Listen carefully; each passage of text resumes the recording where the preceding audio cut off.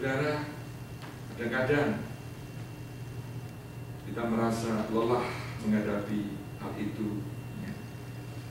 Apalagi saat ini di mana tadinya pekerjaan yang dikerjakan 3-4 orang, karena kena layoff teman yang lain, sekarang orang bisa merangkak, saudara.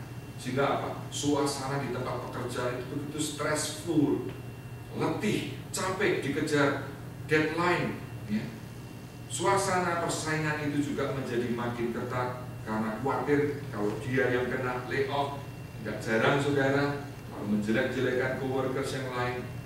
Oh saudara, kalau toh itu saudara alami, trust in them.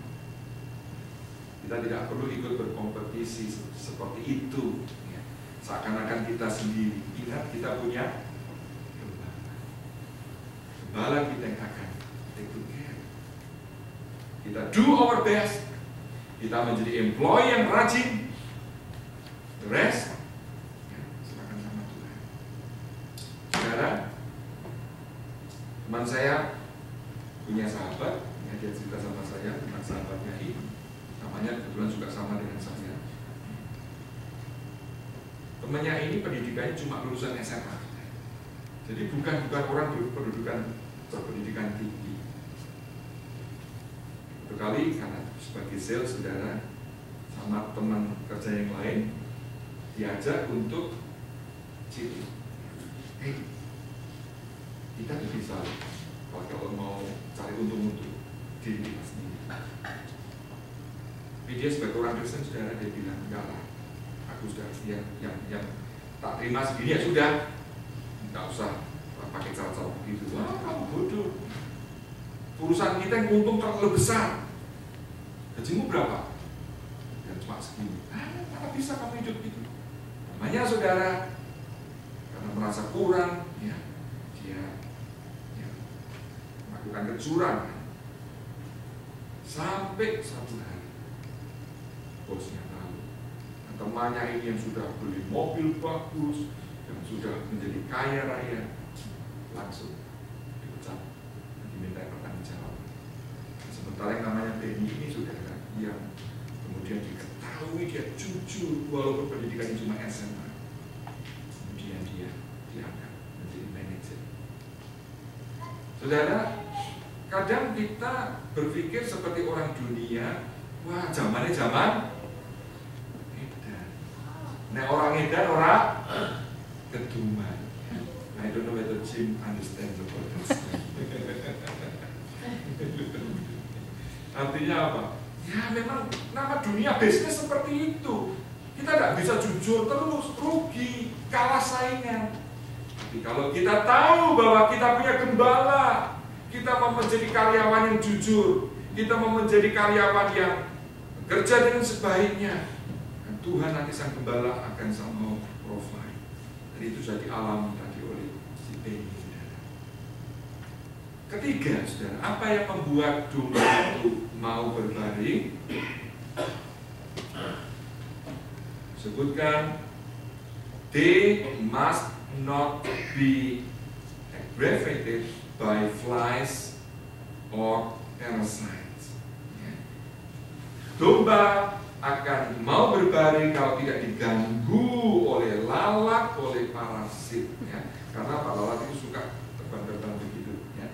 Di tempat di mana banyak lalat, saudara, domba tidak akan mau berbaring di situ.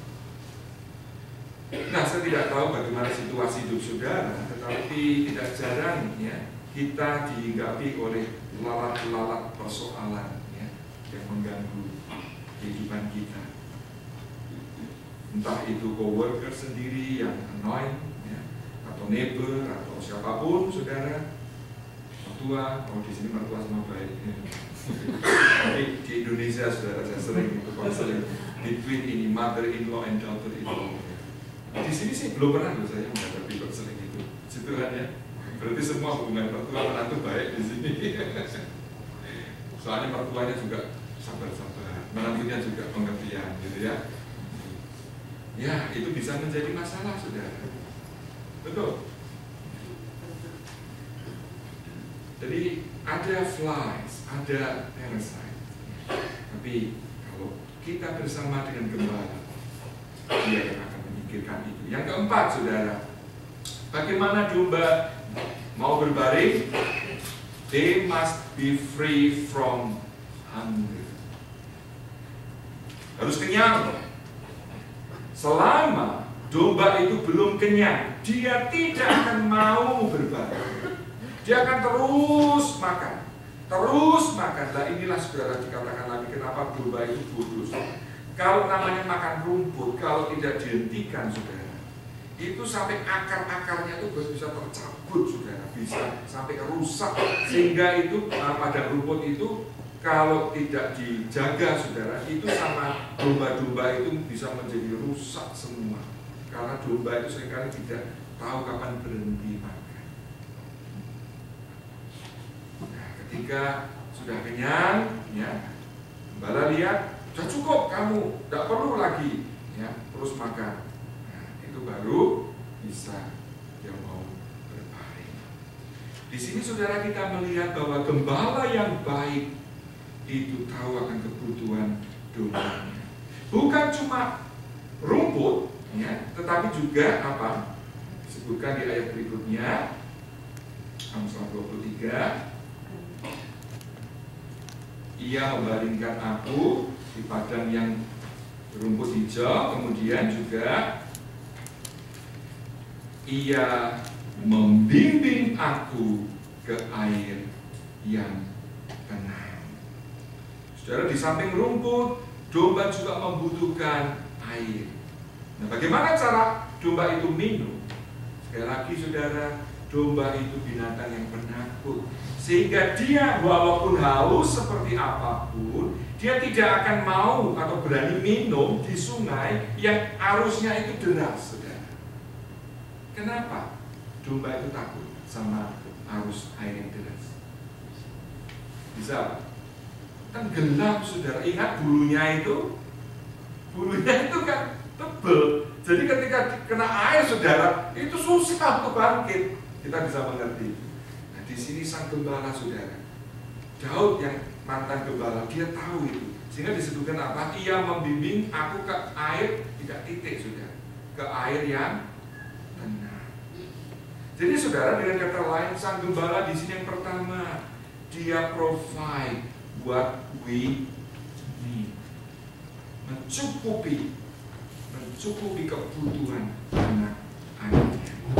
Saudara, Tuhan tidak berjanji bahwa semua orang Kristen akan kaya raya. Tetapi Tuhan berjanji semua anaknya akan dipelihara sehingga cukup. Tidak sampai kelaparan, tidak sampai menderita mati karena kelaparan. Ya. Dan Tuhan tahu bagaimana menyediakan kebutuhan itu. Mari kita baca Filipi 4 ayat 19. Filipi 4 ayat 19.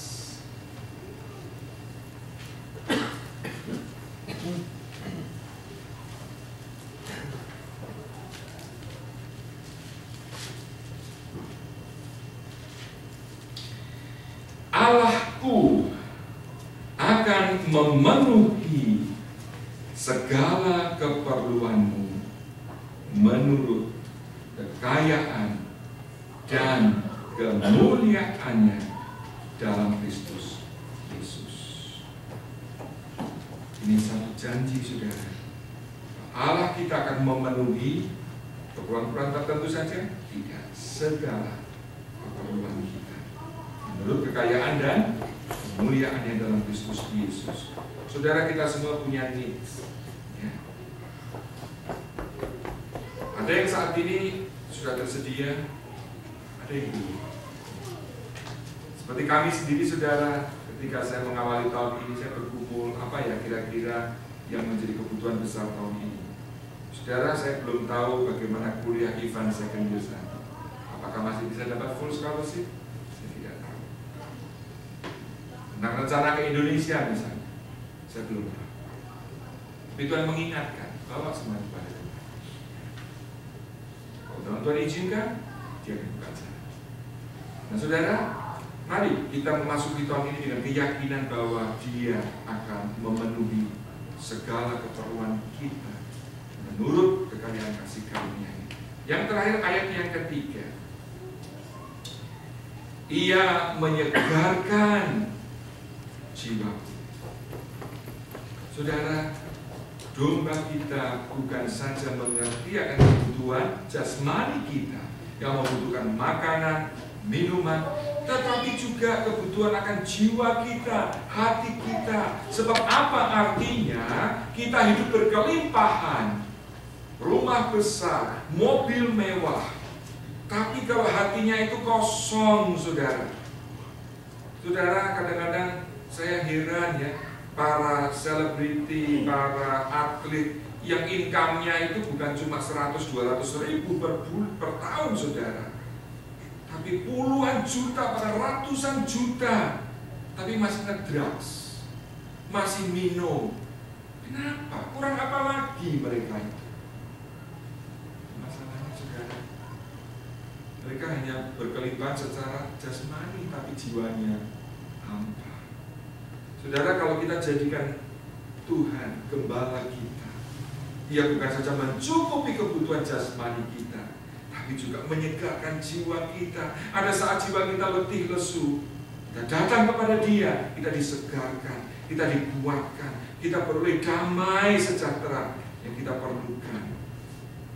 Di sini kita melihat apa, saudara? Kebutuhan akan jiwa kita. Yang pertama tadi kebutuhan akan jasmani kita. Saudara, jiwa kita kadang juga bisa remuk karena kegagalan, karena kekecewaan.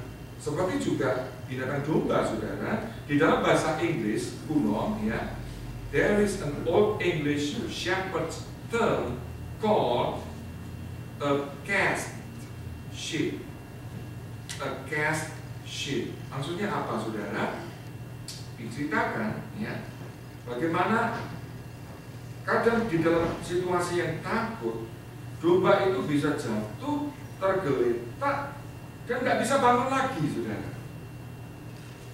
Nah, kalau sang gembala itu tidak segera mengetahui dan menolong dia, domba itu bisa mati kaku, saudara. Nah, Daud tentu tahu akan hal itu. Jadilah ia menyegarkan jiwaku. Saudara tahu, waktu menulis Mazmur ini, ada penafsir yang saya baca, dia bilang Daud itu sedang dikejar-kejar oleh anaknya Absalom. Jiwanya hancur, saudara. Kok tega ya?